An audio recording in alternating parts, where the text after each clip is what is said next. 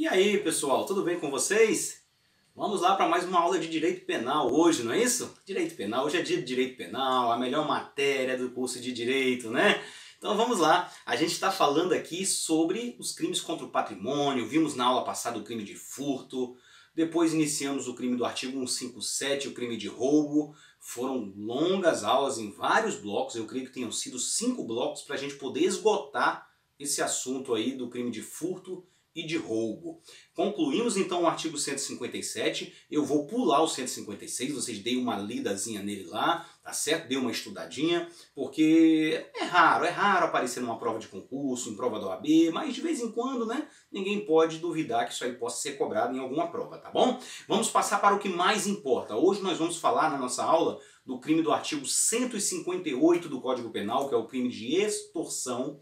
E vamos falar logo em seguida do crime do artigo 159, que é a extorsão mediante sequestro. Tá certo? Eu creio que em 3 blocos, mais ou menos, de 20 minutos, nós vamos poder esgotar esse conteúdo. Tá certo? Então, vamos lá? Podemos começar? Estão aí em mãos com o Código Penal de vocês, com a doutrina, o material didático que eu mandei para vocês aí também? Então fiquem atentos aí. Temos coisas para falar, temos alterações do pacote anticrimes, não no Código Penal, mas temos alterações introduzidas na Lei 8.072, a Lei de Crimes Hediondos, tá certo? Então vamos lá. O artigo 158 traz aí a tipificação do crime de extorsão. Vamos dar uma lidinha então aqui no tipo penal para vocês identificarem quais são os elementos que compõem o tipo penal do crime de extorsão. Constranger alguém mediante violência ou grave ameaça, e com o intuito de obter, para si ou para outrem, indevida vantagem econômica, a fazer, tolerar que se faça ou deixar de fazer alguma coisa. Pena de reclusão de 4 a 10 anos e multa. Vamos deixar as outras formas aqui, majorada, qualificada, mais adiante. Majoradas e qualificadas mais adiante. Vamos ficar aqui na forma simples do caput do artigo 158. Esse que eu acabei de ler para vocês aqui. Vocês viram que lá no começo já usa o termo constranger alguém. Aí vocês falam assim, professor, já vi esse tal de constranger alguém lá no constrangimento ilegal no 146. Muito bem. Falei para vocês lá naquele crime contra a liberdade individual, chamado de constrangimento ilegal do 146, que também há a conduta de constranger alguém a fazer alguma coisa que a lei não anda ou não fazer aquilo que a lei permite. Agora, lembro de ter dito também para vocês que quando esse fazer alguma coisa, não fazer ou deixar de fazer alguma coisa é com o intuito do agente em receber uma vantagem econômica indevida, nós não teremos simplesmente o crime de constrangimento ilegal, mas o crime de constrangimento ilegal acaba sendo subsidiário, ele vai estar aqui inserido no crime de extorsão, certo? Em razão dessa finalidade do agente de obter uma vantagem indevida, uma vantagem econômica indevida. Então vejam que lá é fazer qualquer coisa que a lei não manda ou não fazer aquilo que a lei autoriza. Mas quando o agente tem o intuito de obter uma vantagem econômica indevida, nós temos aqui um crime mais grave e aquele crime lá do constrangimento ilegal deixa de existir, porque ele é um crime subsidiário, ele é um soldado de reserva. Muito bem. Então vamos lá. Esse artigo 158, ele é um crime que atinge, na verdade, não somente o patrimônio. Embora estejamos aqui nos crimes patrimoniais, os crimes contra o patrimônio, ele não é um crime que meramente visa tutelar o patrimônio. Ele também visa proteger outro bem jurídico, que é a inviolabilidade pessoal. Essa minha liberdade de fazer ou não fazer alguma coisa. Certo? Então isso faz parte da inviolabilidade pessoal, da minha liberdade individual. Então ambas estão sendo aí lesadas. Quando pratica um crime de extorsão, a vítima está tendo lesada ali sua liberdade individual, porque ela está sendo constrangida a fazer alguma coisa em benefício do agente, que quer obter uma vantagem econômica ilícita, e também ela está lesando, expondo, pelo menos está expondo a perigo de lesão o seu patrimônio. Então temos 2 bens jurídicos. Como é que é o nome desse crime que visa tutelar 2 ou mais bens jurídicos? Crimes pluriofensivos, ou seja, há uma ofensa a 2 ou mais bens jurídicos. A ofensa é pluriofensiva, ela é plurima, atinge mais de um bem jurídico. Também falamos que um crime, quando é mesclado com outro, 2 tipos penais, nós chamamos de crime complexo. Crime complexo. Então aqui é como se eu tivesse um constrangimento ilegal, certo? E um crime em que se visa uma obtenção de uma vantagem econômica também, um crime patrimonial. Então como se houvesse a fusão de tipos penais diferentes. Perfeito, perfeito. Então aqui já falamos, aqui fizemos essas considerações iniciais com relação aos bens jurídicos que são protegidos. Tá? Falamos da diferença entre o constrangimento legal, em que a finalidade do agente é só a restrição da liberdade da vítima, obrigando a vítima a fazer aquilo que ela não quer, ou não deixando ela fazer aquilo que ela quer e que a lei autoriza. Tá? Se essa finalidade aqui é visando o enriquecimento ilícito do agente em detrimento da vítima, nós temos aí um crime mais grave, que é o crime de extorsão. O crime de extorsão. Muito bem. Aqui nesse caso, pessoal, só antecipando já aqui com relação às causas de aumento e as hipóteses qualificadas desse crime. Tá? Nesse caso do crime de extorsão, certo? Nós vamos ter aqui como hediondos, já com alterações introduzidas pela lei do pacote anticrime, Lei 13.964 de 2019, a hipótese do parágrafo 3º, que trata da restrição da liberdade da vítima, tá? E quando há resultado lesão corporal grave ou morte, tá bom? Então, tanto a restrição da liberdade quanto a restrição corporal, a lesão corporal, tá? Lesão corporal de natureza grave e o resultado morte vão estar aqui arroladas como hipóteses de crime hediondo, aqui no caso da extorsão. Sujeitos do crime. Então vamos lá. Aqui não exige o tipo penal que seja um sujeito específico, que seja alguém com uma qualidade especial. É um crime que pode ser praticado por qualquer pessoa. Vocês vão estudar em Direito Penal 4 um crime contra a administração pública praticado por servidor público, por funcionário público no exercício da função ou a pretexto de exercê-la, que é um crime chamado de concussão. O crime de concussão, previsto no artigo 316 do Código Penal, ele chega de certo modo a parecer com um crime de extorsão, certo? Chega a parecer com um crime de extorsão, que é o ato do agente público ele exigir uma determinada vantagem a pretexto de exercer a função, ou ainda que antes de exercê-la, certo? Mas ele está se valendo ali de uma intimidação provocada pelo seu próprio cargo público. Aquele temor que o cargo público impõe. Tá? Então, mesmo se tratando de agente público, ele emprega violência ou grave ameaça efetivamente para obter uma vantagem ilícita, uma vantagem econômica indevida, nós podemos sim ter a figura do funcionário público praticando o crime de extorsão. Tá bom? Vejam bem o que eu estou falando. Se o agente público, para obter uma vantagem, ele exige a obtenção de uma vantagem da vítima, do particular, valendo-se do seu cargo público, mas não realmente empregando o constrangimento ilegal na forma de violência ou grave ameaça, mas simplesmente impondo o temor do seu cargo. Aquele temor que a pessoa tem de represálias ou de sofrer alguma consequência gravosa em razão das atribuições do cargo daquela pessoa. Sofrer uma multa, ser preso, por exemplo.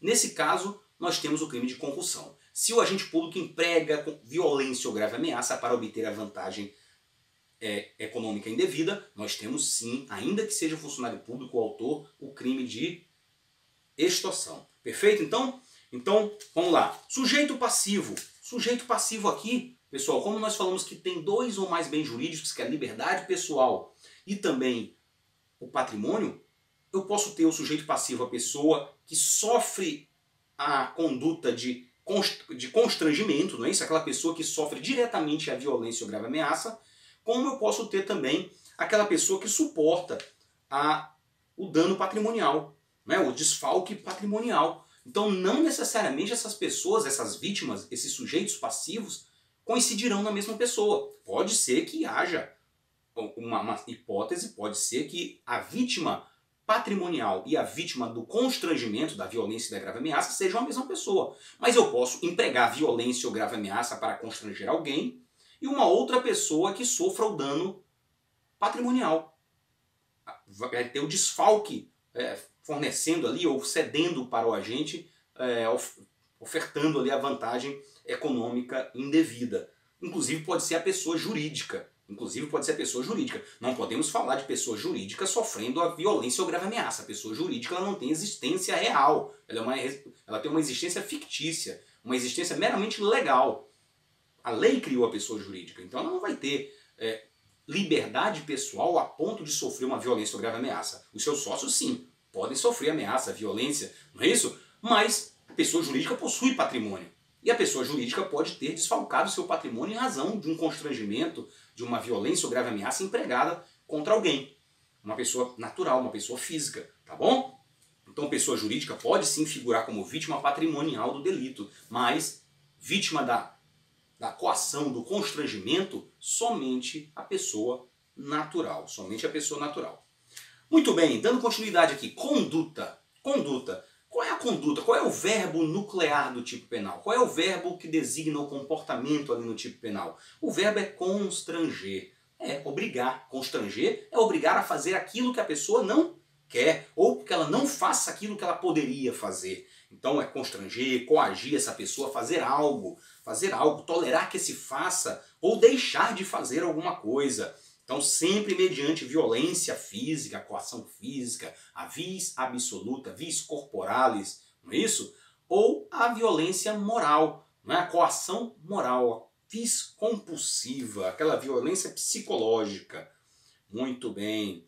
Então essa violência ou a grave ameaça, que nós já sabemos o que se trata. Já falamos no crime de roubo, já falamos no constrangimento legal, a gente não precisa mais perder tempo explicando aqui o que seria a violência e o que seria a grave ameaça. Muito bem. Então veja, aqui essa violência é dirigida a alguma pessoa, tá? E que realmente não necessariamente vai lhe causar um dano à sua integridade física, como nós falamos. Na grave ameaça nós temos a modalidade ali de emprego de uma coação que é meramente moral, que vai infligir um temor à vítima, um receio de um mal que seja grave e injusto. Nós temos exemplo no STJ, na jurisprudência, inclusive com relação a questões de violência espiritual, mal espiritual, né? Em que o STJ, numa decisão, então só para citar alguns exemplos aqui, numa decisão do STJ, houve um membro de uma congregação religiosa que constrangia os seus fiéis ali a dar algum tipo, ou proporcionar alguma vantagem econômica indevida, ameaçando a pessoa lá, dizendo que alguma força sobrenatural, algum mal poderia prejudicar a pessoa. E isso foi considerado como meio idôneo, embora pudesse ser argumentado que esse mal espiritual é um meio que não era inidôneo, que isso não aconteceria, porque é uma questão meramente de crenças, né? E que isso não é possível de acontecer. Mas veja, numa sociedade como a nossa brasileira, em que as pessoas são fortemente arraigadas na crença de existência de forças sobrenaturais, em divindades, é sim possível que esse meio seja idôneo a provocar o temor, infligir temor na vítima, não é isso? Dizer que vai fazer uma macumba, um trabalho, ou que ela vai sofrer as consequências porque algum espírito ou alguma divindade vai castigá-la, isso sim é meio idôneo a constrangê-la de modo a termos aí configurado um crime de extorsão. A mesma coisa não precisa ser direcionada à pessoa em si, a sua integridade física, a sua integridade psíquica. Pode ser dirigido a um bem, a um objeto. Eu dizer que eu vou destruir o carro, ou que eu não vou devolver um veículo que eu tenho em mãos da vítima. Tá? Então existem esses golpes por aí, né? A pessoa consegue recuperar, não foi ela que praticou o roubo, ou até pode ter sido, numa conduta posterior, ela solicita vantagem devida para devolver o veículo da vítima que foi recuperado, que foi encontrado, tá? Sob pena de se a vítima não entregar, ele não devolver ou destruí-lo. Então veja que essa ameaça pode estar voltada não à integridade física ou psíquica da vítima, mas também para um bem que essa vítima possua, sendo isso um mal idôneo ou uma ameaça idônea, suficiente para provocar temor na vítima. Muito bem. O artigo 158 ele não se confunde com crime de roubo, embora em algumas hipóteses possa ser parecido. Veja, eu já vi prova de concurso querendo induzir a pessoa a erro nesse sentido, mencionando os requisitos, os elementos que constituem o tipo penal da extorsão, mas para narrar uma circunstância fática que na verdade se tratava de um roubo. Então a questão dizia o seguinte, que a pessoa foi constrangida, veja como é que foram os verbos, como foram os elementos que foram fornecidos na questão, que o indivíduo foi constrangido pelo agente mediante uma grave ameaça com o emprego de arma de fogo, para que esse agente obtivesse uma indevida vantagem econômica, que era a entrega do carro dele, para que a vítima entregasse a chave do seu carro. Então vejam, você, se não estiver atento, vai achar facilmente, pode ser induzido a erro, de que ali se está tratando de uma questão de extorsão, quando na verdade se trata de roubo. Eu vou explicar mais adiante a diferença. Então vamos lá. No roubo do artigo 157, a violência ou grave ameaça, ela é empregada, violência, grave ameaça ou aquela violência imprópria, estão lembrados? Violência, grave ameaça ou a violência imprópria, que é aquela em que eu vou reduzir a vítima à impossibilidade de resistência. Por exemplo, falamos lá o Boa Noite Cinderela, uma hipnose, uma embriaguez, não é isso? Então vejam, nesse caso, essa violência ou grave ameaça ela é empregada para eu subtrair, o agente, né? Subtrair o bem da vítima. Subtrair. Eu arrebato da vítima. Arrebato. A vítima pode até entregar, mas se a vítima não entregar, o agente pode facilmente, sem a sua colaboração, pegar a coisa para si. E esse exemplo do carro é bem claro, não é isso? A vítima entregou a chave para o agente que pediu. Mas o agente, se a vítima não entregasse, ele dava uma coronhada na vítima, ele batia, ele tomava a chave da vítima facilmente. Então a colaboração da vítima não é essencial para que o agente obtenha a vantagem econômica indevida. Ao contrário do crime de extorsão. O que vai diferenciar aqui o crime de roubo para o crime de extorsão é que no crime de extorsão a colaboração da vítima é imprescindível, é essencial para que o agente obtenha a vantagem econômica indevida. Então só a vítima pode proporcionar essa vantagem econômica. Mais um detalhe, no roubo, a violência ou grave ameaça é empregada para subtrair a coisa, não depende de colaboração da vítima, embora a vítima possa colaborar, mas se a vítima não colaborar, pouco importa, o agente vai tomar do mesmo jeito. A obtenção da vantagem é imediata, naquele momento ele subtrai. No momento do roubo, emprega a violência ou grave ameaça e subtrai a coisa, mesmo que sem colaboração da vítima. A colaboração da vítima é dispensável. Dispensável. Na extorsão, a colaboração da vítima é condição essencial para que o agente obtenha vantagem. Se a vítima não colaborar com o agente, ofertando, proporcionando a vantagem devida, ele não consegue obter essa vantagem. E essa vantagem é futura. A vantagem é futura. Então vejam, vamos dar um exemplo de uma situação em que a vítima precisa colaborar. Levar a vítima para sacar dinheiro. Fornecer a senha para poder sacar o dinheiro. O agente consegue obter a vantagem devida se a vítima não lhe der a senha e o cartão para que ele saque o dinheiro? Não, não é isso. Essa contribuição, essa colaboração da vítima é condição sine qua non.